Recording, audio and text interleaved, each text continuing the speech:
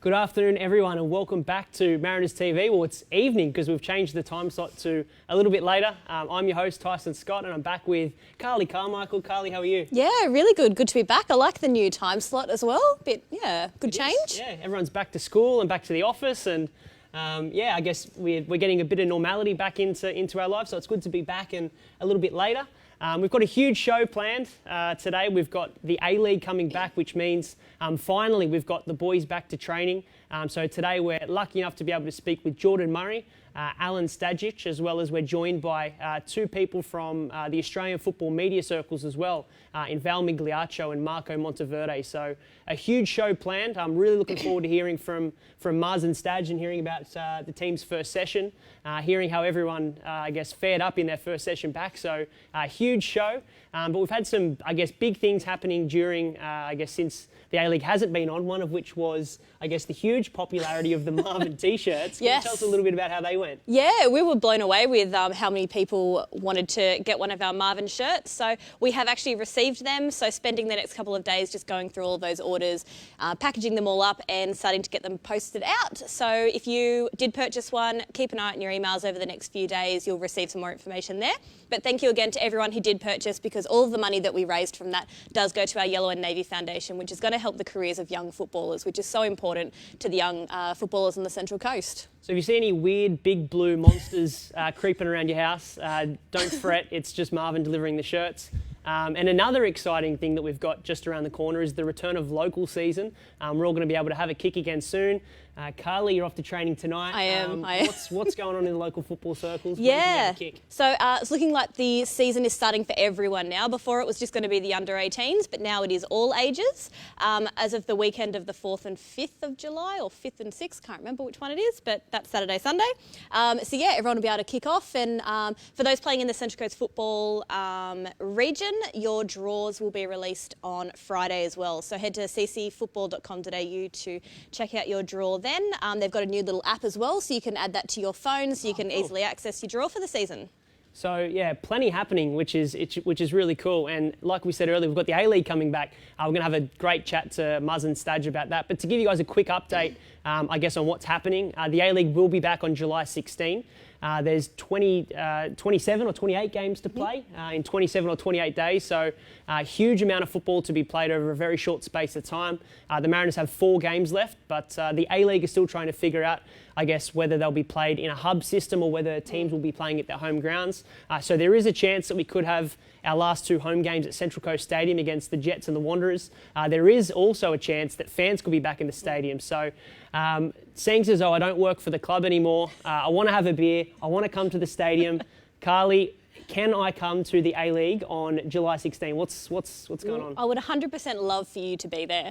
But so pretty much the regulations say that we can have 25% of the stadium's capacity. So for us, it's roughly about 5,000. So there's a lot of things we need to consider and things like that. We obviously want to try and get our members and sponsors in there as a priority. We know you guys have missed the football the most out of everyone. So we want to make sure that you guys get back into the stadium. But there's a little bit more to get through. So we will be keeping members and fans updated as we move forward. How good is it going to be, though, getting back in a Central Coast Stadium? Cannot wait. I mean, you can't have a beer, but I can have a beer. We'll be watching. We'll be watching the boys. It'll be back in no time. So really, really looking forward to that. But to talk about... I was going to say, I did actually hear a rumour that you may, be in Bay 16 and heading up the Yellow Army guys and be there with your megaphone and all of that. Is that true? Well, I definitely will be in the crowd. I'm definitely keen to be in Bay 16 if they'll have me, but I think my voice is a little bit too high-pitched to get on the megaphone. I think... You might need to wait a couple of years till things even out. Yeah, I think I'll need to maybe go through a bit more maturity to be able to get on the megaphone. But yeah, in all seriousness, I cannot wait to get back to Central Coast Stadium. Speaking of which, one person that I cannot wait to see back out on the pitch, an absolute fan favourite. We're absolutely stoked to be joined by him here tonight, which is Jordan Murray. I think we've got him here and ready to go. Muzz, if you can hear us, how you going, mate? You good? Yeah, not too bad, mate. How you doing? All right. Hey, Carly. How you guys going? Good, mate. I guess first and foremost, social media has been, littered with all of you boys doing your COVID tests. Can you give us a bit of an insight to, coming back into training? How was the test and what did you guys have to do there upon arrival on the testing day? Yeah, we got notified basically once we found out the season's coming back. That would have obviously testing done, and we all come at separate times to get the COVID test, and it's very a lot of protocols at the moment, which is which is fine, and that's the way it is. But obviously the swab up the nose and the swab in the throat as well, which tickled a bit. But obviously keeping distance and stuff was the biggest key, and it's the way it is. But it's good to get that done, and back to training now. Yeah, nice. So with the, I guess the whole new world of training that you guys are going through, what you've been doing during that time off, has that sort of helped you? So have you been keeping training and things like that? So are you prepared to come in now and give it your best, or are you sort of easing your way back into it because, you did have quite a bit of time off, or are you feeling, you need to sort of gradually make your way back in? Yeah, it's unfortunately for me, after the Melbourne City game, I picked up a bit of an injury, so I sort of just tried to maintain, keeping that at bay, and trying to fix that for the first couple of weeks, and then obviously once that felt strong enough, I did a bit of training, but also enjoyed some time off as well. I think most players need that sort of a bit of time to sort of recharge, and I guess get prepared for the arrival of the restart of the A-League. So on a personal level, I tried to keep fit, and I'm probably at a good rate now, but I'm sure that I can get a lot fitter than what I am at the moment to get the league underway. Well, hopefully you're back up to 100% soon. But other than, I guess, than the rehab you were doing during the time that training was off, what else were you guys getting up to? I saw you having a bit of a hack at golf. Can you give us a bit of an insight as to what you and a lot of the guys got up to whilst you weren't training? Yeah, maybe a bit of golf. Sort of a little hobby of mine that I like to do, and it's good to sort of socialise as well. Obviously, the restrictions sort of stuffed that up a bit, but it was good to play with one or two players, and sometimes yourself, which was good. And obviously spending key time with my girlfriend and my family as well, which was nice. And like I said, just sort of trying to maintain a little bit of fitness, but also find the time to sort of recharge mentally and enjoy my time a bit off. And I mean, must be really good to be back, just to be around the boys again and sort of getting a bit more into a routine, I guess. Yeah, definitely. It's obviously good to be back and seeing everyone. The band is still at a high quality, which is unreal. That hasn't dropped off at all. As I would expect. But no, it's good. It's good to see everyone and obviously get back on the paddock and doing what we love and doing what we do. So it's just now it's the time of regaining some fitness and looking forward to playing the last 4 games and trying to get the best results we can. So I guess during the week, we've had some fan questions come through on Instagram. But before we get to those, you mentioned then that the banter hasn't slowed up. Without putting you on the spot too much, who in the team, who's got the best banter, who's got the worst banter? Can you throw someone on the bus? Let us know who's got the best banter game there. To be honest, there's a lot of people out there with good banter, so I can't really name one. I'm going to say a lot of people, but I can say the worst though. Who's the worst? I think Dylan Fox. I think his banter's quite poor. I think you'd agree with me with that. And Tommy Orr, his banter's terrible as well. So it'd be nice for those two to pick the banter up a bit and compete with everyone else. Speaking of Dylan Fox, I have noticed that a couple of the boys have returned to training with some new hairstyles. How have they been received? And are you hiding one under that beanie? Is that why you're wearing a beanie? No. I've got a haircut, but I'll just keep that there at the moment. No, Foxy's copping it a fair bit. He's gone blonde, which is strange, but that's what you want to do. That's what you want to do. So, obviously, a few boys. I think Lewis Miller's got a horrific haircut at the moment. So it looks like a leopard, which is pretty funny. Spots everywhere. So, but a few boys come back with some funny haircuts, but that's all part of the banner. So obviously, like I said, Foxy's got some poor banner, so that just adds fuel to the fire. Good stuff. So as Tyson mentioned, we do have some questions from our fans. So the first one is from Luke Rogers. How do you prepare for game day? The way I prepare for game day is I like to have a decent sleep and obviously a really good dinner before the game. I think that's the biggest key. It's always been the key for me anyway, but I think for a lot of players it's the same thing. Is always to stay hydrated and constantly eat. Eat like a horse anyway, but try to eat even more. So just really eating and keeping my fluids up and listen to a lot of music as well. It sort of calms me down. Obviously the nerves can kick in sometimes, but the music calms me down, which is good. And so just try to keep a high level of calmness, but also fuel me up and get ready to do the action out there. Nice one. Okay, next question we have. What is the best moment in your career so far, from Drew Hocking? The best moment in my career is I've actually got two. It's obviously making my debut as a professional player in the A-League. I think a lot of players my age, younger, would say the same thing. Just to step onto the pitch for the first time is just so surreal. It's it's everything you've ever wanted as a kid, and I've had dreams about it, before obviously playing in the A-League, and for that to actually happen, that will obviously be a big key for me. And scoring my first goal as well is the same thing. So obviously as a striker, the feeling to score a goal is it's just, you're always hungry to score a goal. So you want that feeling over and over again. So to score my first goal as well was, it was probably one of the best highlights of my career. Beautiful. And then we have got, as your personal preference, what player would you like to see join the A-League? So from anyone in any league in the world, who would you love to come to the A-League, preferably to the Mariners? I'm a huge fan of Lionel Messi, so if I could say Messi, I'd say Messi. For me, he's just an unbelievable player.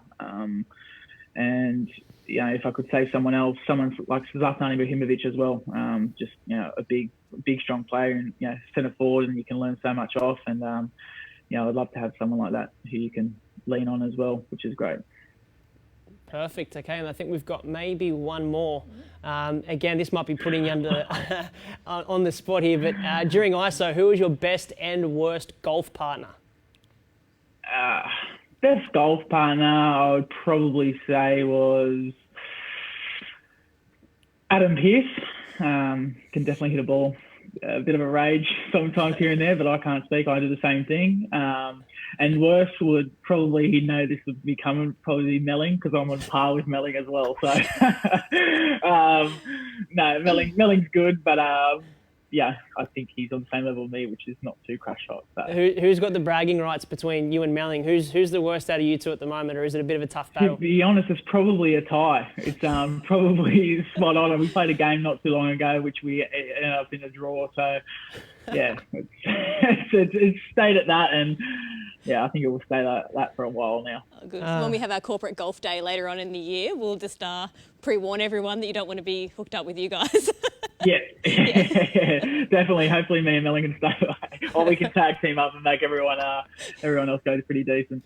Well, I think that's all the fan questions, isn't it? Yeah, so that's it. So obviously we spoke before that hopefully we get 2 of our home games at Central Coast Stadium, the remaining games. How good would it be to see all the fans in the stadium? We can have up to about 5,000, hopefully, if we get everything across the line. And again, one of the games will be against the Jets. You scored your first goal against them. Would be great to see you score another one.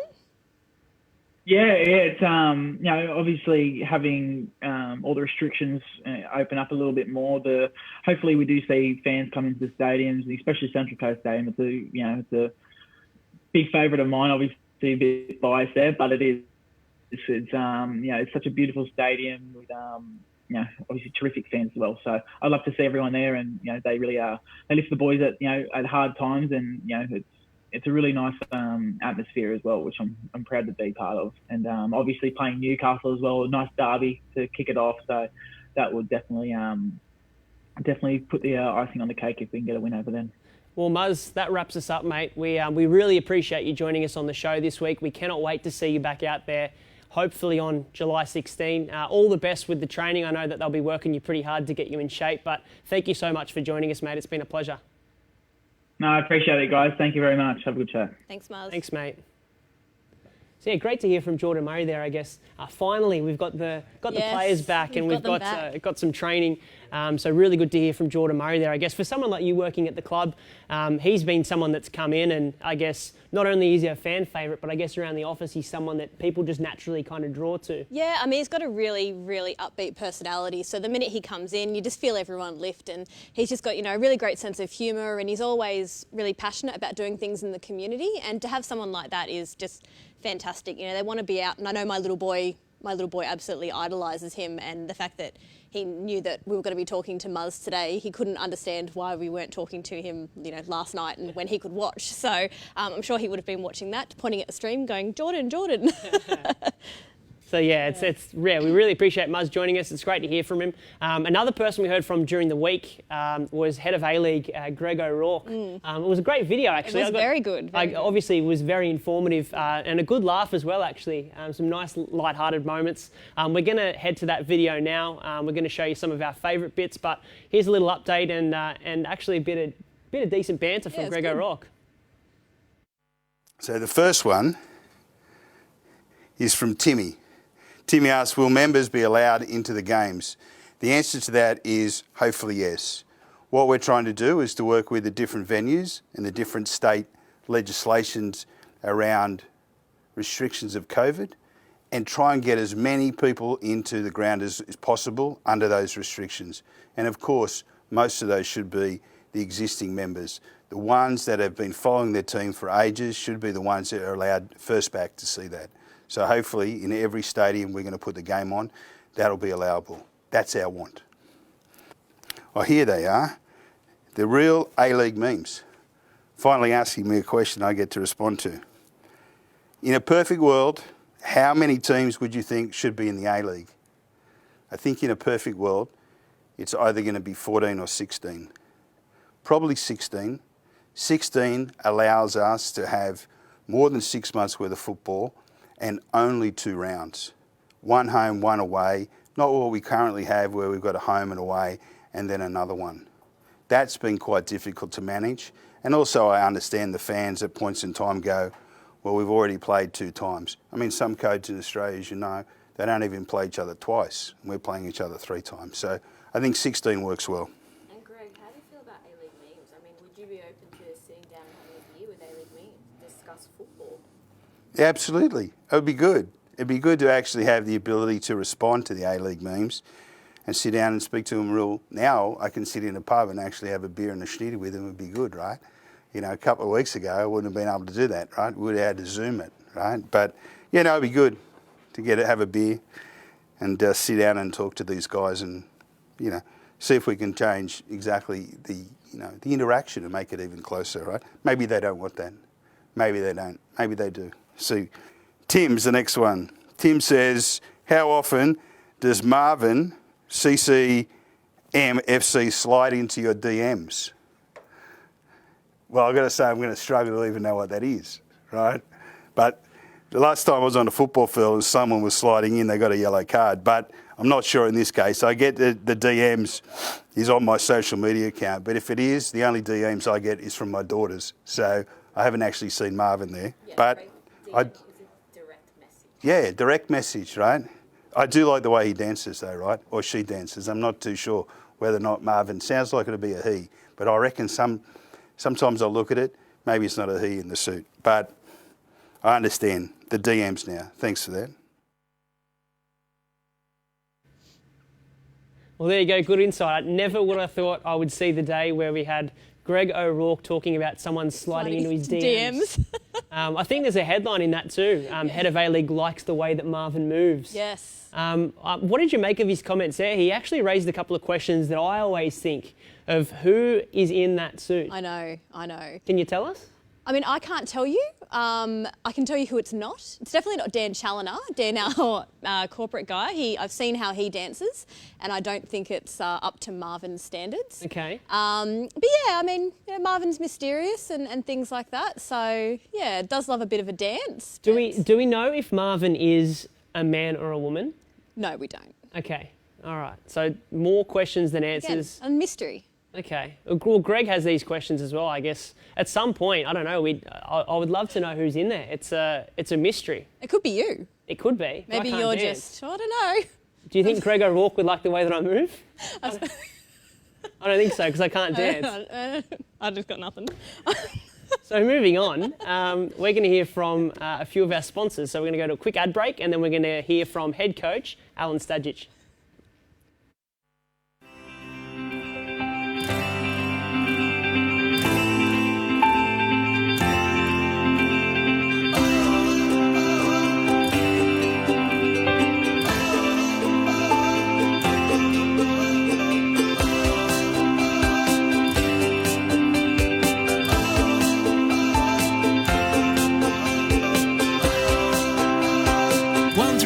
We'll get you there.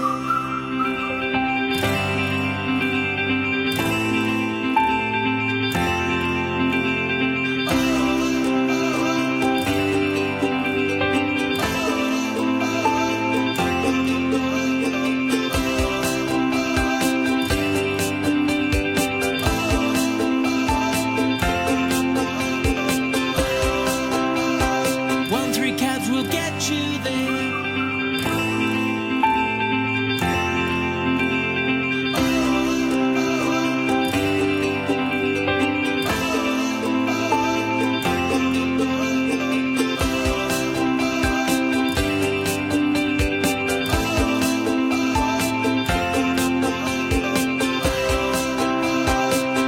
Cabs will get you there.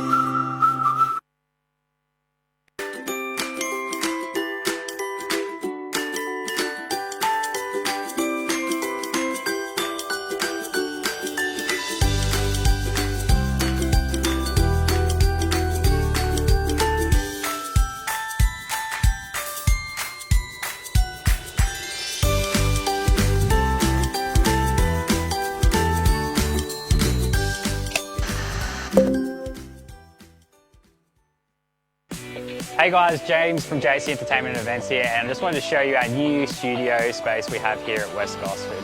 Decked out with sound, lighting and video gear, ready for you to film or live stream your next performance.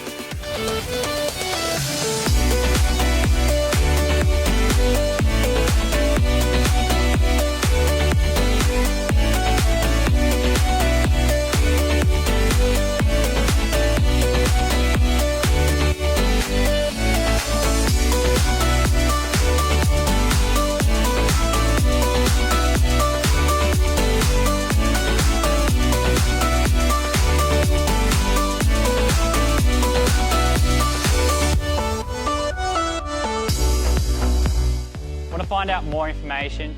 Head to our website www.jcentertainment.com.au or find us on Facebook, JC Entertainment and Events.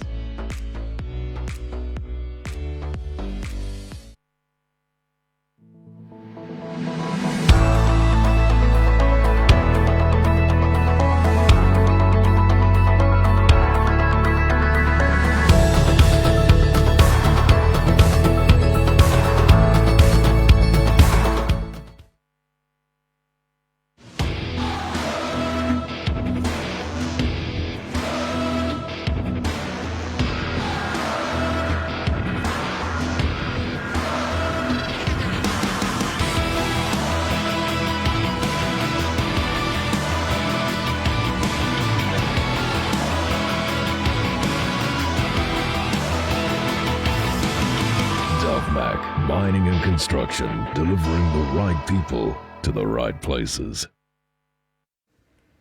Okay, we're back. Sorry about that random segue before about Greg O'Rourke, but Late in the week. it's getting there. But like we said earlier, we're stoked actually to be joined by the head coach. We've got Staj joining us. I think we've got Staj via audio to chat about the remainder of the season. Staj, are you there? I am, Tyson. How you doing? Good, mate. How are you? I guess our first question is, the boys are back and training's underway. How good is it to be back, and how were the first day of, I guess, training and testing? Yeah, look, no testing yet. That's coming, so don't spoil the secret for the players. But it's been good. It's been really good just to feel alive and be back on the pitch and see everyone running around and with a smile on their face. And we all know what we've been through together as a collective, and I guess not only our team but the whole community, and just to be out there running around, kicking a ball again and watching people enjoy themselves has been, a real pleasure. So it's been good. It's been great. And what's been more exciting for you, coming back to training or the kids going back to school? Oh, look, kids going back to school, nothing can beat that, to be honest. That was number one, but this is a very, very close second. But look, it's just great to be back, to be honest, just to see, the boys interacting with each other and, having a smile on their faces and just doing what they love doing. And, all of us being a part of, it's our profession, but it's really our love, and just being out there and being able to enjoy that's been, tremendous. Stage, we're seeing a bit of training vision as you're speaking now. On, I guess, a more serious note, we just wanted to check in with you, I guess, the ins and the outs, sort of who's come back from training. Is there any players who haven't come back? And can you give us a bit of an update on, I guess, the status of the squad in terms of injuries, omissions, who's in and who's out generally? Yeah, look, we've had a couple of changes. So Chris Harold won't be returning in the near future for personal reasons, and Kim won't be returning from Korea. So they're our big losses moving into this period of the year. We've got a number of people training with us at the moment. So we've got Travis Major, who's returned from Hong Kong and training. We've got Mickey Glassick also from Hong Kong. We've got Nick Olsen, who's come back home from Kuwait. So they've been training with the squad this week, and Mickey Neal will join us later in the week as well. So, we've got a couple of additions to training, which has made it all interesting and exciting again, and have some new faces in there, which has been good to see. Just before we go to the next question, just to pick up on that Stage, I guess, there's so many things changing at the moment in terms of the structure of the league. Do you have freedom in terms of you've got these players training? You mentioned that Chris Harold and Kim won't be coming back. Do you guys have the freedom to be able to sign some cover players for the last few games if anyone impresses you and you feel that they could add value to the squad? Well, look, the regulations that we all have to play by are that, if a foreigner in particular doesn't come back to the A-League for personal reasons, or anyone else for that matter, they can be replaced by any Australian player. They can't be replaced by a visa player. So, they're the current regs that we abided by for this period of the year. So we've got 2 vacancies at the moment. So, potentially there's 2 places up for grabs within our squad. And so while the players are back, there is still a little bit of uncertainty. There is a lot changing. How do you see the broad state of football as it stands? Yeah, I think you summed it up. Uncertainty has been, the theme over the last 3-4 months. We haven't heard a lot. We haven't been given too much specific information over time. And obviously there's, articles that come out daily that sort of put a negative spin on a lot of the football ecosystem at the moment. But, for me, just to be out on the pitch and for the players to be out on the pitch is a massive positive.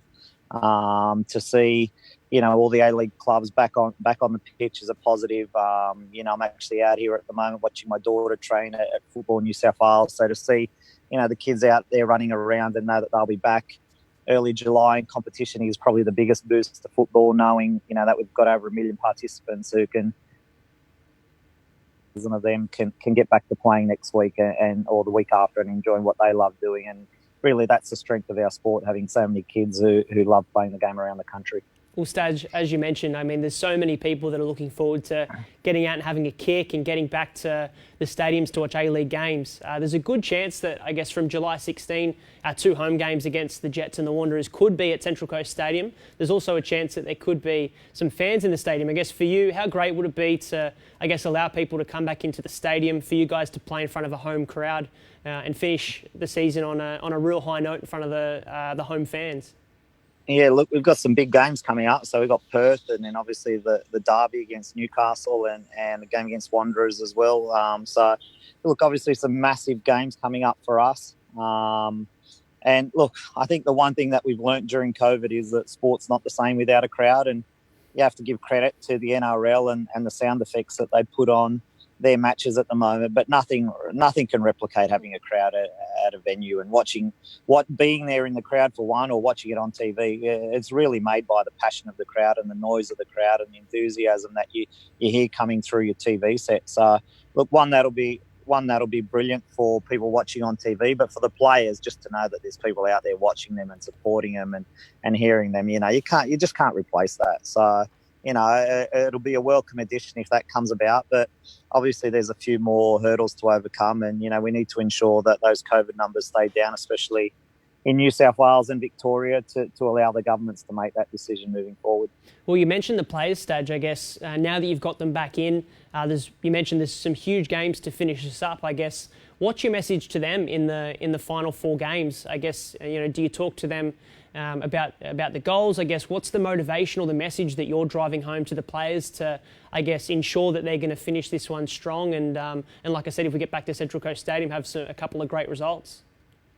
Yeah, look, the message from me early doors, and we haven't spoken too much because we obviously have to limit the amount of times we're indoors and having meetings, but that period, I guess, that we had off was a reset for football, but also an important reset for us and a time to reflect on where we're at as a team and as a club and things that we need to do better.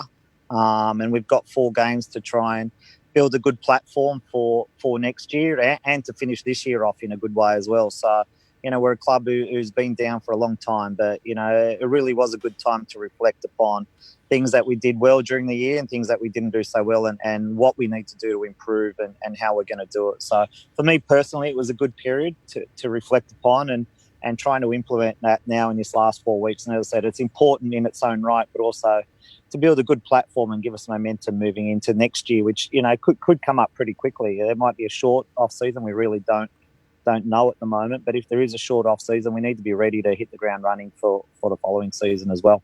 Well, Staj, just before we let you go, I guess on a bit of a lighter note, we know that you sort of gave me the red card and sacked me, got rid of me. We're hearing rumours that Dave Jordan, the new and improved media manager, might have himself a yellow card. Can you give us a bit of an update as to if and how he got that yellow card so he can maybe improve for the future? Look, I can't specify the one yellow card that he's got. He's on about his 4th or 5th. He's nearly looking to his 2nd suspension already in the year.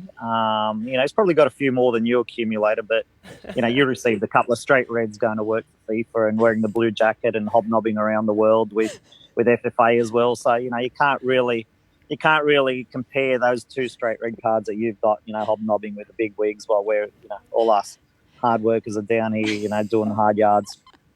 So you did mention, though, that that time off was a bit of a time to reset. Does that mean Dave's yellow card count can reset, or will that happen at the start of next season?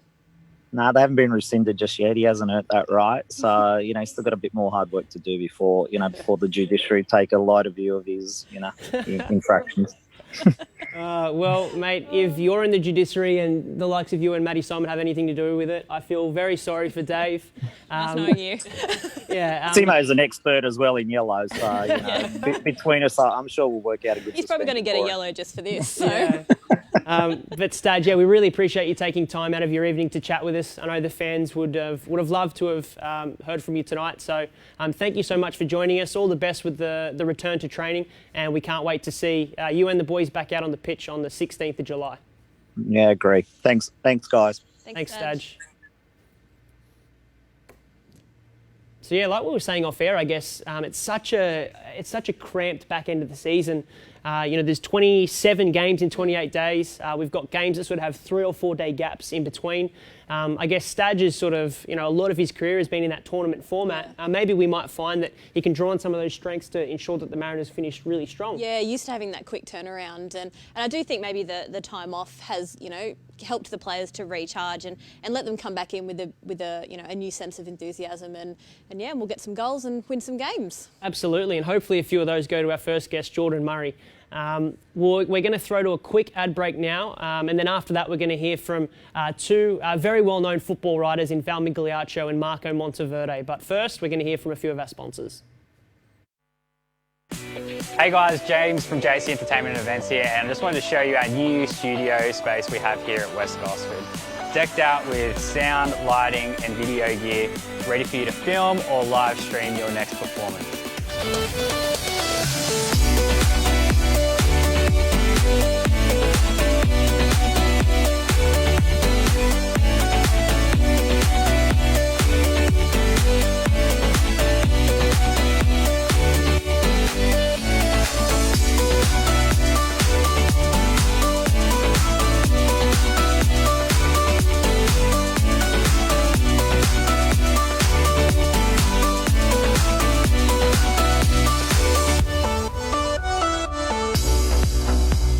Want to find out more information? head to our website www.jcentertainment.com.au or find us on Facebook, JC Entertainment and Events.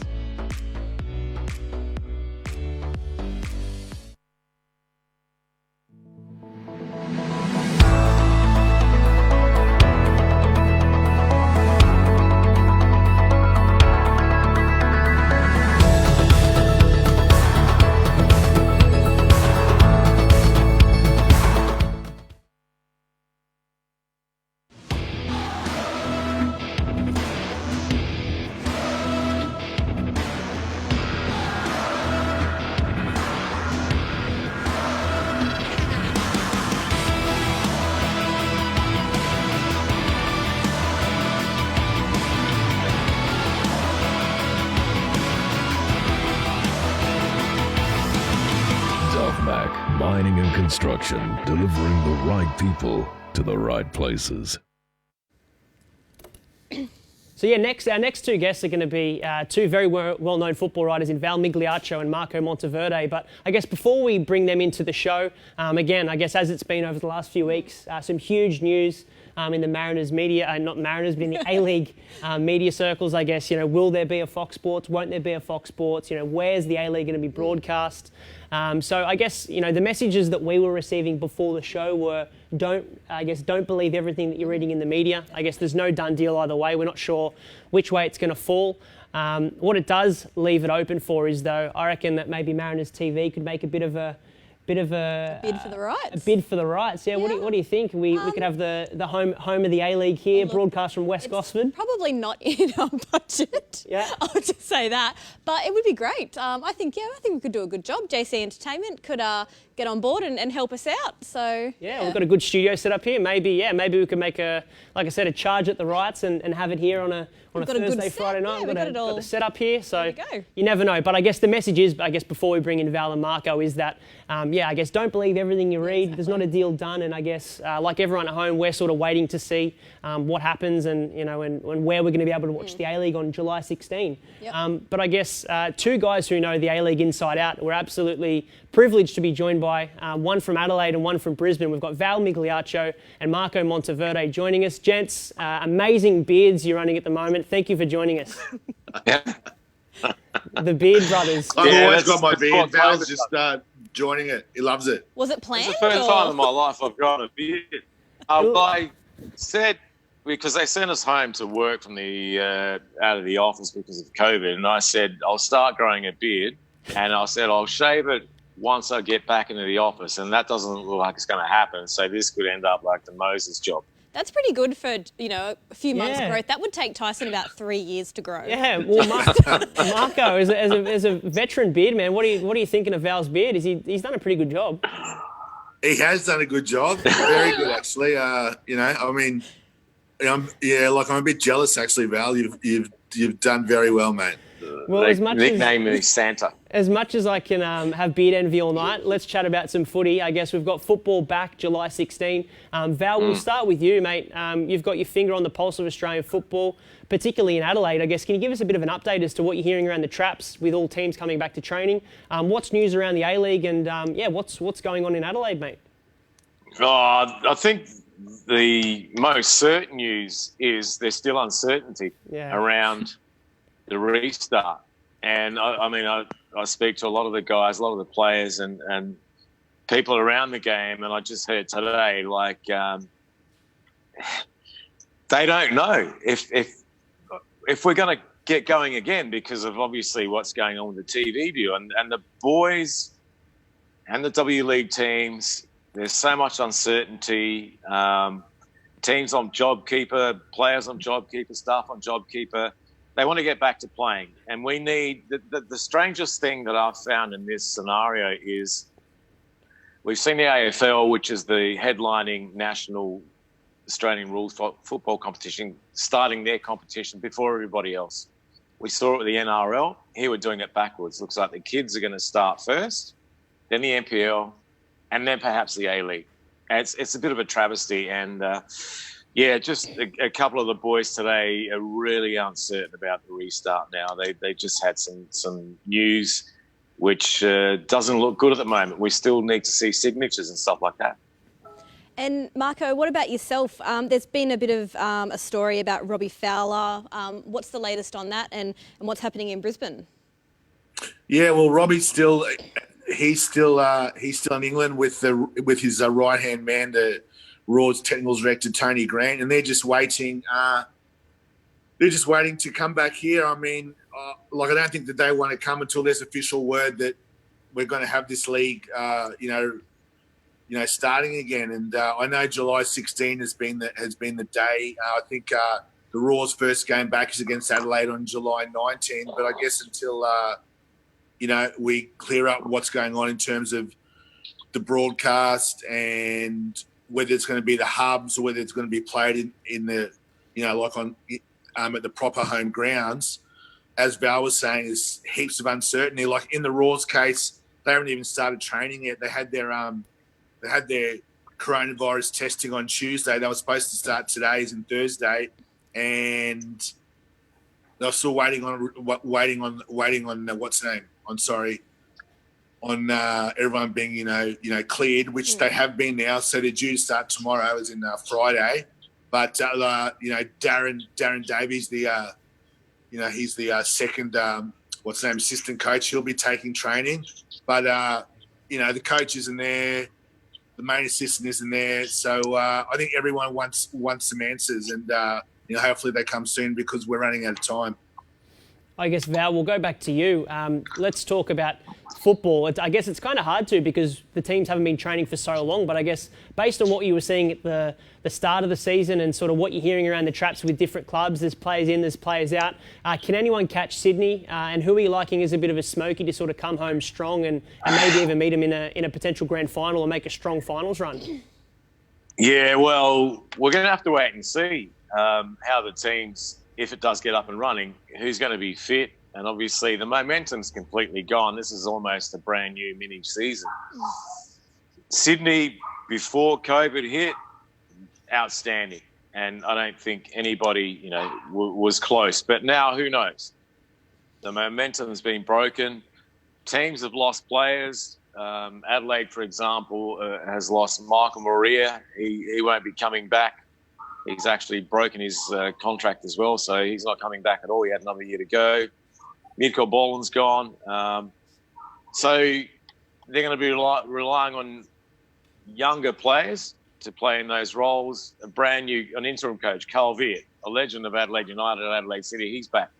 Sydney's probably the more stable club because I don't think they've been affected that much by losing players, and obviously they got the money to keep the boys on their normal wages. Melbourne City is the same. Melbourne Victory, I think, nearly the same. They had a few issues. I think they're the three clubs. The guys that have looked after their players financially. And Sydney didn't get caught out training when they shouldn't have, maybe about 5 or 6 weeks ago as well. So they've been training right through, I think. And I guess to you, Marco, teams like, I guess, with Wellington Phoenix, they're struggling to even get into the country at the moment. So there's another delay. As you mentioned, Brisbane, they've had that couple of days waiting to get into training. At the moment, with such a short turnaround, every single day really counts at the moment, doesn't it? Definitely, as I said, time's running out. The Phoenix, they have to come back here. We know for sure, regardless of whether there's hubs or not, that the Phoenix and Perth Glory are going to be based out of Sydney for the remainder of the season. But it's really tough on them. I guess it's the same in the rugby league with the New Zealand Warriors, but they've made that happen. They're here now, so hopefully we can get the Phoenix here and get this competition going because it was so close to being finished, and it'd be a shame if it can't be finished because I know in the Raw's case they were motoring before the break and. After that poor start to the season, had moved up to 4th place and had great sort of momentum. And there's some decent football to be played. And while Sydney, they look like they're going to run away with the Premier's play. There's a bit to be played for in terms of the grand final and the championship. So I just hope it can happen. Well, we've just had some news as we speak, actually, that Wellington have just been cleared to enter the country by this weekend, which is fantastic news for them. I think everyone in the league wanted them to get in and get running. They've had such a good season under Ufuk Talay, so it'll be great to see them have a good run home. Val, I guess we saw your, quite a sad story actually in the advertiser about former Mariner Paul Izzo having a car crash. I guess, can you give us a bit of an update on that? Is he okay? What happened? Yeah, well, I got to speak to Paul yesterday afternoon. Obviously, I went to the Reds' first training session at Highmarsh Stadium, and the obvious people that were absent was Paul Izzo and James Troisi. James Troisi, by the way, he'll start training tomorrow after signing the contract today. But yeah, I wanted to know why Paul wasn't there, and we had a conversation because I know him quite well, and he told me about this accident. And the scary thing is that he blacked out before he's come around a corner, and he couldn't remember the speed that he was going. He's blacked out, and next thing he's woken up with somebody, a witness, trying to get him out of the car. And Paul said that he sort of startled him, and he walked out of the car. Then he ended up going to hospital because he needed stitches in his hand. But he was telling me, like, the Ambos were saying to Paul, we've seen cars like this, and man, you are lucky. You are very lucky. And he was fine yesterday. He high spirits. He's had brain scans. He was telling me he's had heart scans. Everything was fine. Nothing showed up. So he spent a couple of nights in hospital. He's having more scans over the next few days. And hopefully, he was hopeful that he'd be back in training, but nothing showed up. And it might be due to hopefully just a fainting episode and nothing more. And also, in saying that, he's had a couple of concussions in his career as well. I hope it's not related to that. But my God, we're so lucky that he's still here with us. The car apparently is so banged up. Like it's finished, it's written off.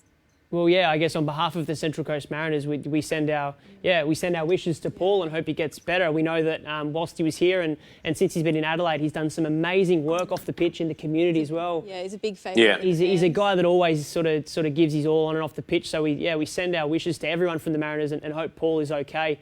I guess to move on to a bit more of a lighter note, or I guess we wanted to hear your guys' opinions. We'll start with you, Marco. I guess so much has changed over the past, let's say, 3 months in Australian football in terms of the media landscape, how things are going to be covered. I guess what are you guys sort of hearing out there about, or what do you see as a bit of an opportunity for the game? We're talking about broadcasters before, newspapers, social media. I guess where do you sort of see the future of football and the way it's going to be covered for both, I guess, the back end of the season? Where are we going to be able to turn to for our football news, and how do you see it being covered from here on in? Yeah, it's a good question. I mean, of course, we're all waiting on the news in terms of whether it's going to be broadcast as it's been since the start of the A-League. We've been so lucky with our with the coverage of the competition, and it'd be a shame if we didn't if something happened and the broadcast couldn't be the same. But if it does, if that does happen, I guess we just have to move on. I guess we can take some lessons from the way the NPL is being covered locally. Who knows? Like the FFA might start their own media arm and broadcast matches that way, and have stories, articles published that way, and we'll still be writing stories. So it's definitely an interesting time for the game. I guess one of like change.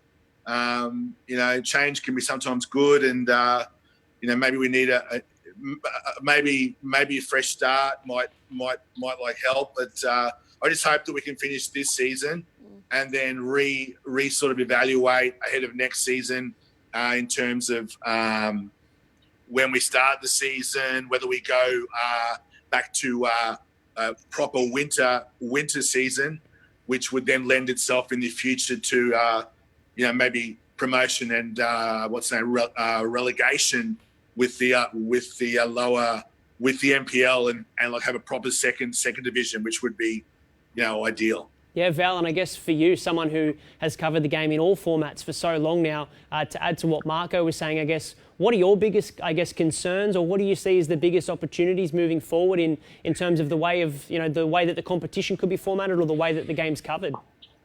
Yeah, well, firstly, 15 years of Fox, and it's been brilliant. And I've had friends over from some of Serie A's biggest clubs actually watching the broadcast come here into Australia, and the product has been unbelievable. Secondly, now, okay, if they're not around, this is a massive opportunity for the game to pull the resources together to unite.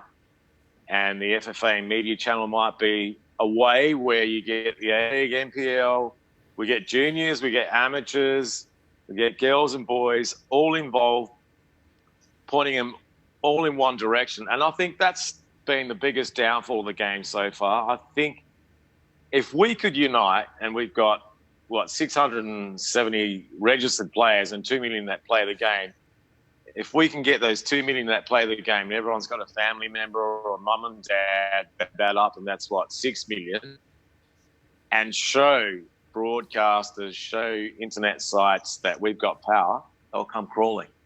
That's what we've got to do. We've got to unite. I think this is a massive opportunity to get everything together and make sure it works, because and I think also the game has to be tiered properly. We've got to give opportunities for the clubs in different tiers, the secondary tiers that come up, and vice versa, incentives, opening up the transfer market, which has been talked about by FFA and Jimmy Johnson, or James Johnson, I beg your pardon. He was one of the heads of FIFA that organised the brand new sort of transfer market. If he can bring that expertise,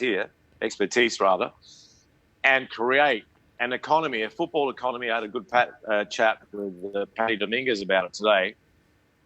There's another avenue. People are talking doom and gloom, the game is dead. I refuse to believe it.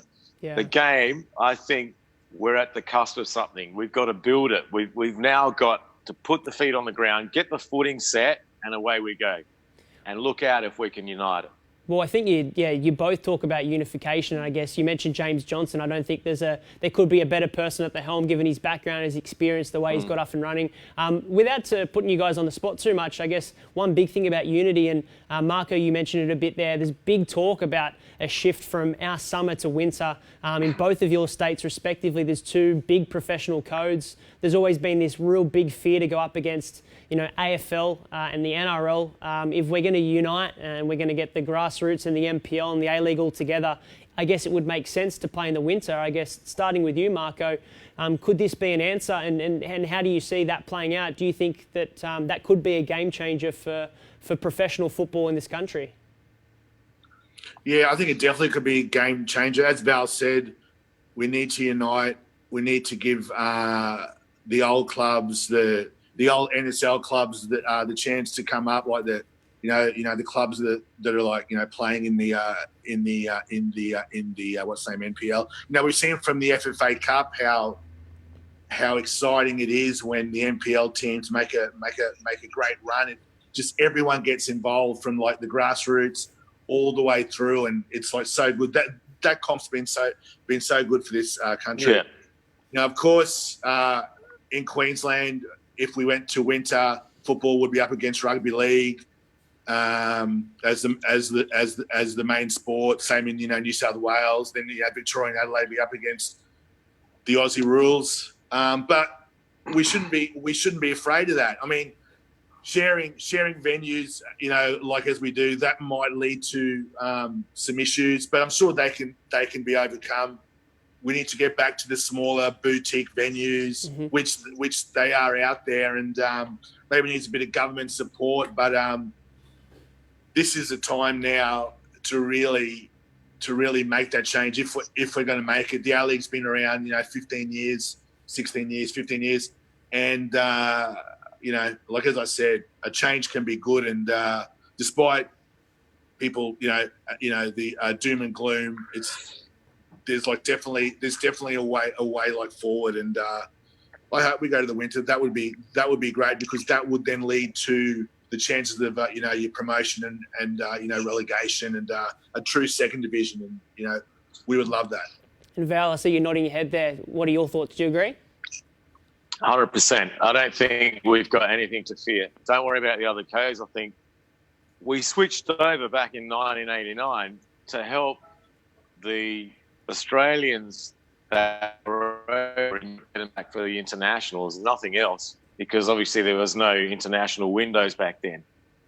Now, we're still running a summer competition. How many games have you seen, played in 38 degrees, a game slow, everyone complains. Get rid of it. Go to winter. Don't worry about the other codes. That's all for TV. We don't have to worry about that. I think we're strong enough. And in South Australia's point of view, rugby league is not an issue. We don't have to worry about rectangular grounds and stuff like that. We've got it. I think just do it. Do it. Give everyone a chance. Play the game at the same time where a 5-year-old kid having a kick can actually go there on a Sunday morning and then maybe on Sunday afternoon can go watch his favourite team, whether it be NPL, A-League, an amateur team. So we're all playing at the same time. Then we can all take a break at the same time. And, we're in unison. The calendar, at the moment, so given, this season being broken up, but usually now, this is the time where the A-League's having a break. They go back to the training now, and then we're starting to play the FFA Cup matches. So the thing's 365 days a year. It's not giving anyone a break. I think we've got to align the calendars and prove to the kids as well. You train now, you can get to that level, but they can't see it if they played at different times. I've got no issues with it, and I think we're strong enough as a sport to just do it. Bite the bullet and do it. Yeah, no, I agree, and I think there's plenty of amazing points there. We'll leave it there. We really, really appreciate you both joining us. It's awesome to have you guys on. It's really good to hear your insights. Marco and Val, thank you very much. Grazie mille, and we will talk to you very soon. Thank you. Fancy. Thanks, guys. Thanks. I really enjoyed it. Thank you. Thanks, that was guys. a great show. Keep growing that beard, Val. I might have to. I think there's some, I guess, really good points brought up there. Yeah, definitely. Everyone's now talking about format, media, how the game will be played. And just the confidence that, that football is going to go ahead and football in this country will survive. I think that's the really important thing, because there's a lot of people talking about, what if this is the end and, it's not strong enough? Well, I do think. Yeah. And to hear from a guy like Val, someone who's seen a lot in Australian football really perk up when he's talking about it. He's very excited to see, I guess, the league come back, and he doesn't seem concerned at all. So to hear from him was fantastic. I think to sort of, I guess, touch on a few things that they were talking about. There's plenty of good ideas there, and I guess only time will tell what's going to happen. But I guess that's the end of the show. Yeah, no, it's been good. And just a really quick one, a shout out to Kieran Kelly. So she's a Mariners member. It's her birthday today. She is also in my football team, and I heard she's skipping training tonight. So just letting you know that you're getting a fine for that. We'll see you next week. You can swing by and pick her up on the way. She just lives up the road, doesn't she? She does. But, we'll let her off this time, but she can pay her fine to the kitty as well. Well, happy birthday. Pay your fine. Thank you, everyone, for joining us. It's been another great show, and we look forward to seeing you again in 2 weeks' time. We'll see you then. Thank you.